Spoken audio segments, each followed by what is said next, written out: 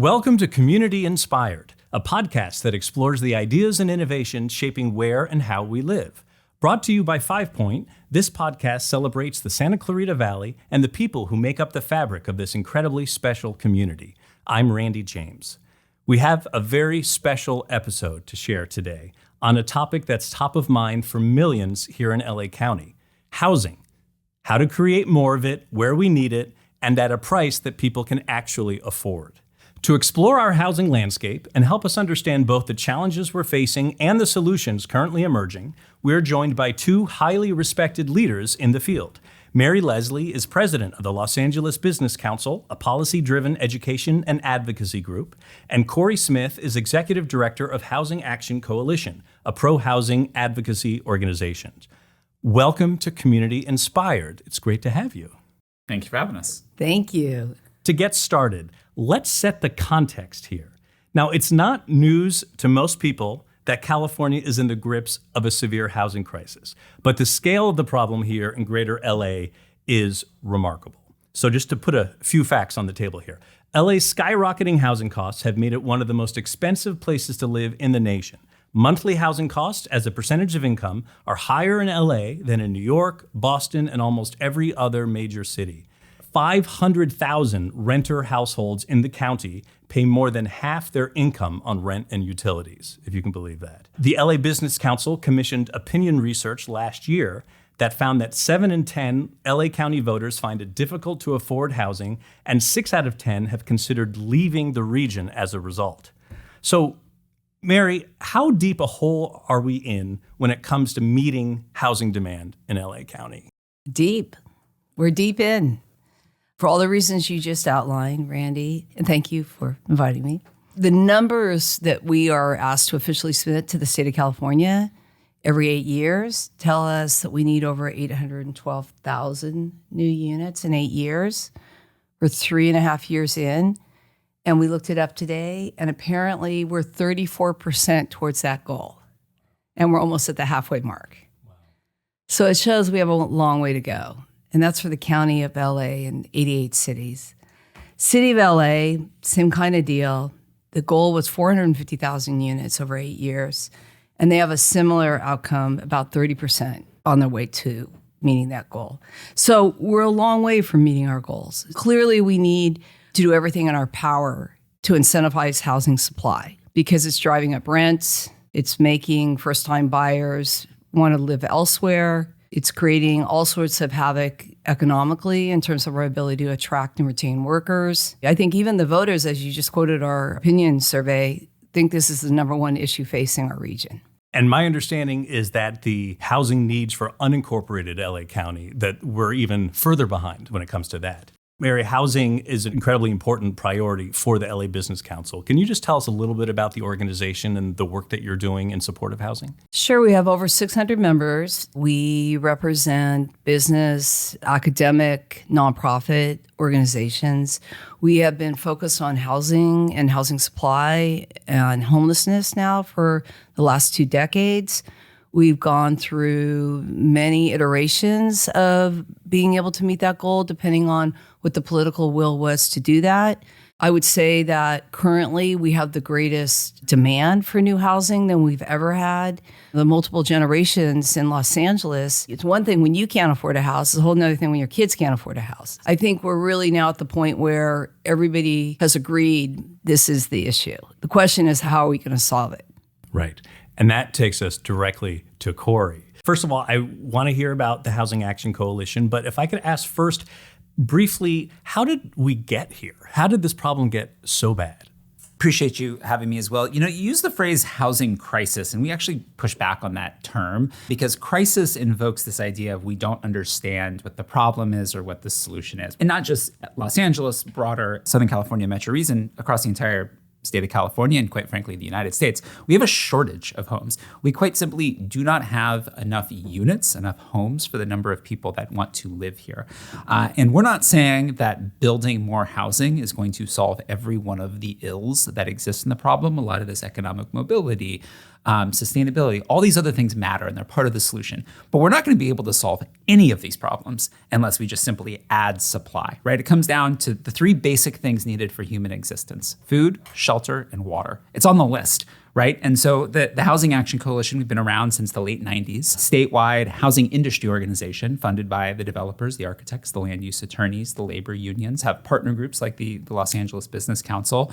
And we support everything from homeless supportive housing, permanent supportive, interim shelters, the traditional low and middle income housing, because we need options at all price points, as well as market rate housing, just more options for people across the board. And sadly, this was a totally predictable outcome based off of decisions we made as a society, which on one hand is frankly a bummer because we actually got ourselves into this mess. But the good side to that is we actually also know the solutions. We know what we need to be doing. And there's no one solution that's going to solve all of the problems, but we're able to build housing in a variety of different types. Some of them are going to be really big, high-rise skyscraper buildings, and then some smaller townhomes and ADUs, right? Options for people. If we do that continuously, if we're being honest, over the next couple of decades as a region and as a state, we can build our way out of this mess and provide people with that California dream that people want to be here for. And I think it's interesting that we're even seeing the implications of the housing crisis on a national political scale because more and more people simply have to leave California and they're moving to other states. We're losing congressional representation as a result. I mean, it's filtering through basically every area of our national life. Food, shelter, water. It comes down to like the basic things that you need to live a dignified life. And you talk to people who are unhoused, experiencing homelessness. The simple ability to put your head down at night in a safe, secure place and be able to get a good night of sleep is unfortunately something that so many Angelenos aren't able to experience because of, again, this self-inflicted wound that we've given us just because we haven't built enough for the number of people, again, that want to be here. And to be clear, it is a great place to be. I think having people move to California is a good thing. We should welcome people here. There's a reason. Yeah. There's a reason people are here. And I like your point that it's not a crisis in the way that the coronavirus was a crisis that we're trying to figure out. We know exactly what it is, and it's a shortage. So maybe that's a better word to use. Yeah, build. Well, speaking of building, there have been a number of policy initiatives pushed forward this year. It seems like it was a remarkable year in Sacramento, in Los Angeles, and elsewhere. I'd love to hear from both of you a little bit about what got your attention in terms of new laws, new policies to actually support building. And we've been hearing a lot about the abundance agenda. Maybe we're in an abundance era for housing now. But Mary, maybe just to start with you, what are some of the important developments that have taken place this year?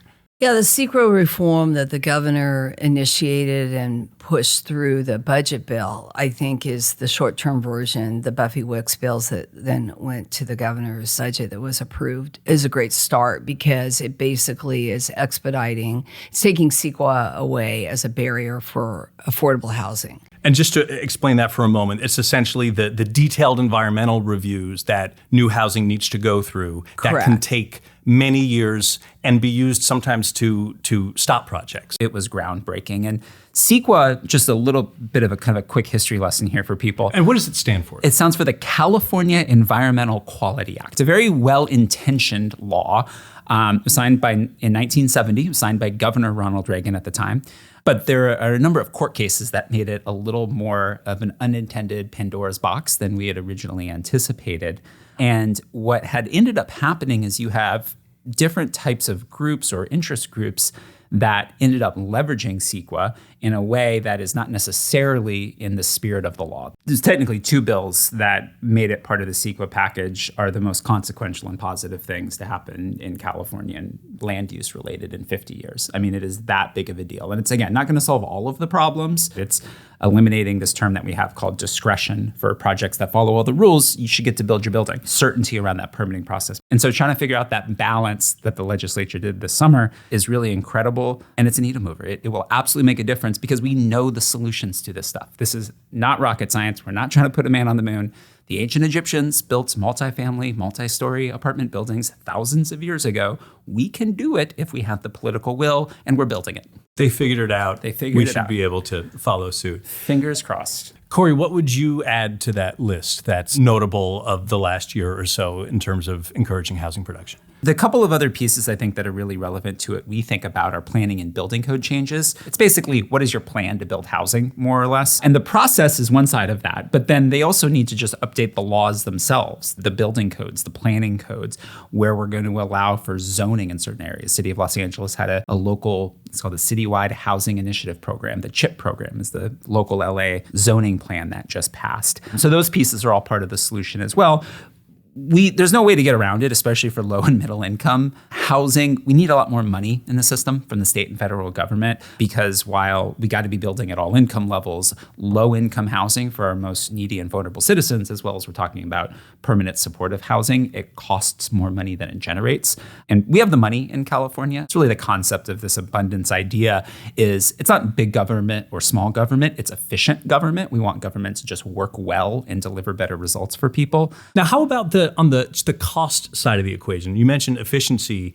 Traditional home building is really one of the least cost-efficient forms of development or production out there. Is there anything that's giving you hope as far as lowering the costs of producing new housing? Probably the best example I think we have of how to get quite a few units quickly is the ADUs, because the design of the ADU, it's really design build. And in the city of LA, once that ADU law statewide opened up, that pretty much any single family home could have this additional, like a small backyard, back house. Right. And we standardized the design of many of those ADUs so you could come in and pretty much get permitted overnight. Also standardized a lot of the costs that you're raising right now. And there became a very large market for it, because I would give ADUs the prize for most innovative new housing design that was cost effective. We got a significant amount of new units from, and we'll continue to. And the result of a policy change. And a result of a policy change. That we're seeing applied. I did a tour of the Altadena neighborhood recently. Some of the same principles are being applied to Altadena, where you have these pre-approved, standardized houses that can be rebuilt, and it's faster that way. Let's talk about areas where new housing is being developed. So one of the most significant housing development projects underway right now is in the Santa Clarita Valley, and that's Valencia by 5 Point. This project has been moving through the county process now for decades, and the first phase of the project is being developed right now, and it's home to about 3,500 people. I had a chance to visit it recently, and it's actually quite bustling. It really is a brand new active community. Corey, I know you had a chance to visit Valencia recently. Curious for any impressions you had, and also, does this factor into your view of the kinds of solutions that could really benefit LA County? I just have to start by saying the fact that it takes decades to decide whether or not we need to be building housing is the core problem here as an underlying background. Just need to kind of get that off my chest.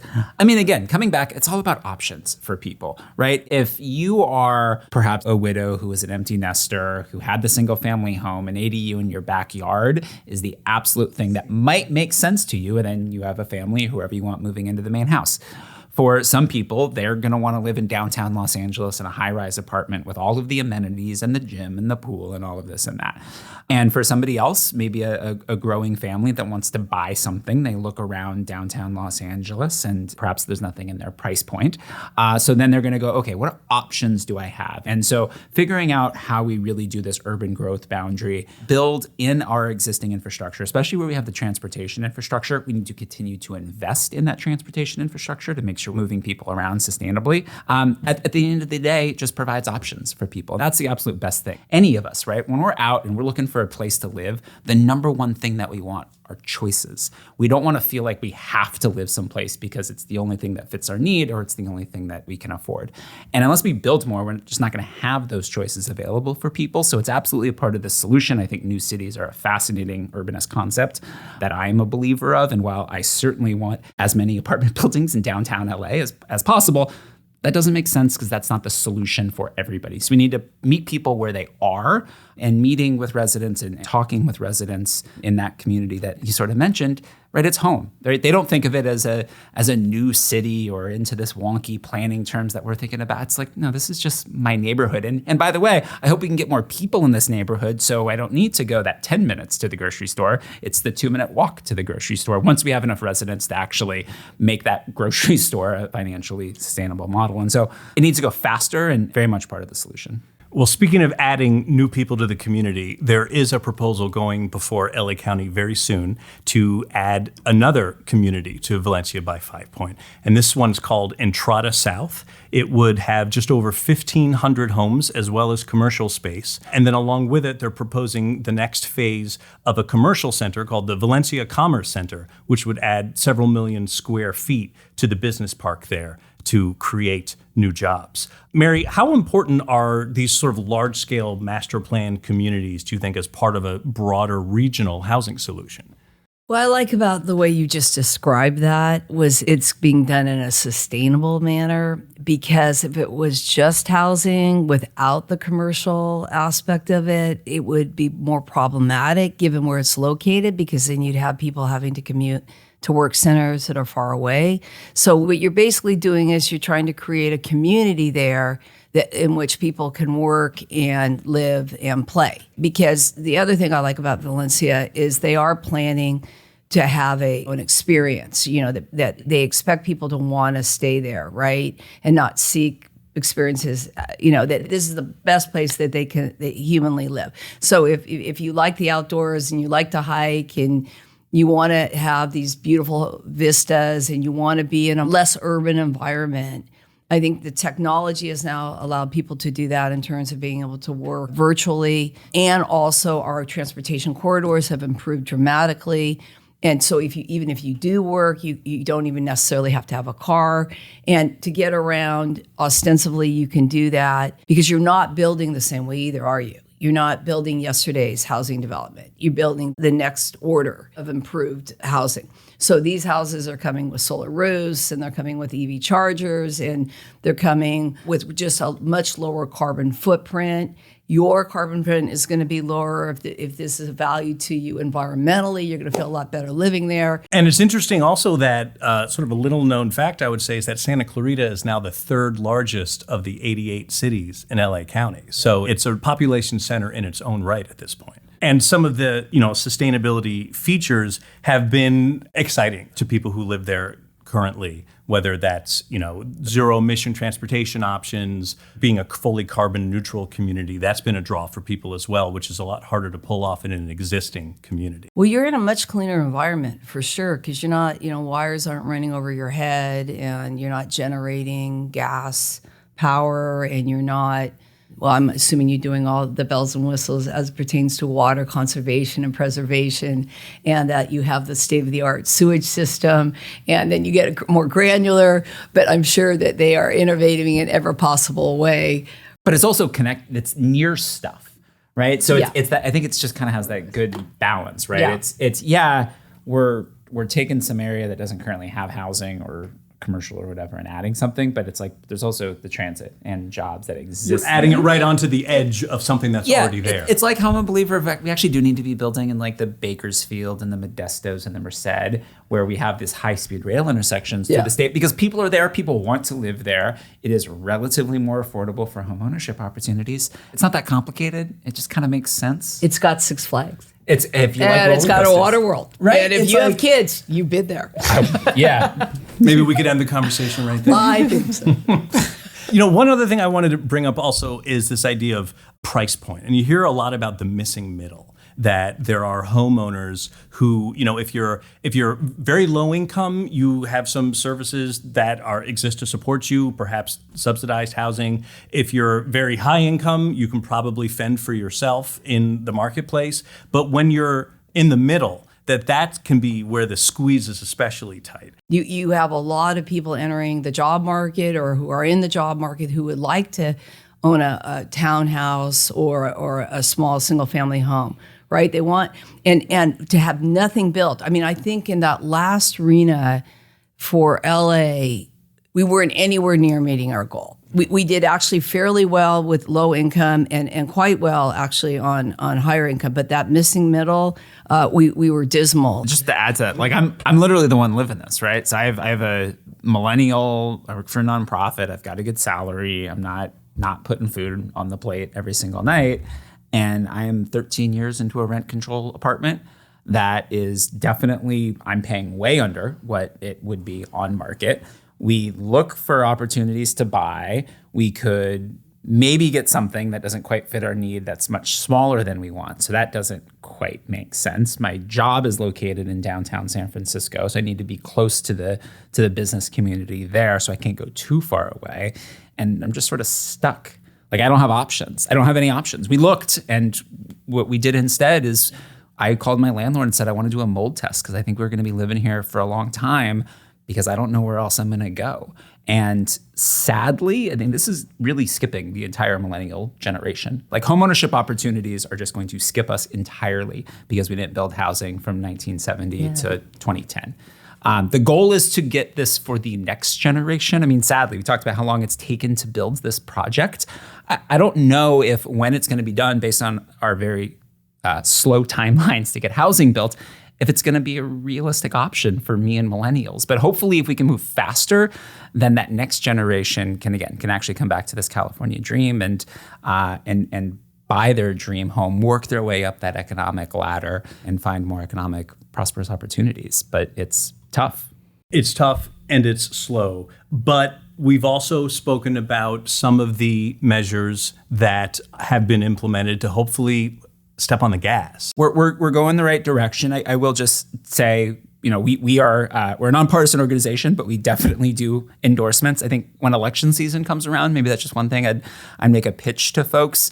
Understand where your options, your elected officials, your board of supervisors members, your city council members, ask them what they think about housing. Ask them if they believe that we need to be building more, because at the end of the day, the politicians are only going to be responsive to the electorate. And housing is becoming more popular, and residents and citizens and voters need to hold their elected officials accountable to go faster. Mary, what's your outlook when it comes to the future of home availability, home pricing, and home supply? Well, I think what we didn't talk about today is the new tools we have here in LA County, thanks to Kamala Gardev, former state legislator. She created a new regional housing authority. So that I do think could make a big difference. I am very high on this La Casa, and I believe it will make an enormous difference. And we'll look back 10 years from now and say, oh, thank God we had that. Because it's built on things that we know work. Bingo. Yes. If we do it right. We do it right. It's the big if. Yeah. Let's hope so. Let's keep it positive. Okay, last question from me. If you had to share one word to describe the attitude that our region needs to embrace when it comes to housing production, Corey, what would it be? Yes. Mary, one word. Build. I think that captures it. Thank you very much. Great to have you both. Thank you for your time. And we'll talk to you next time on Community Inspired.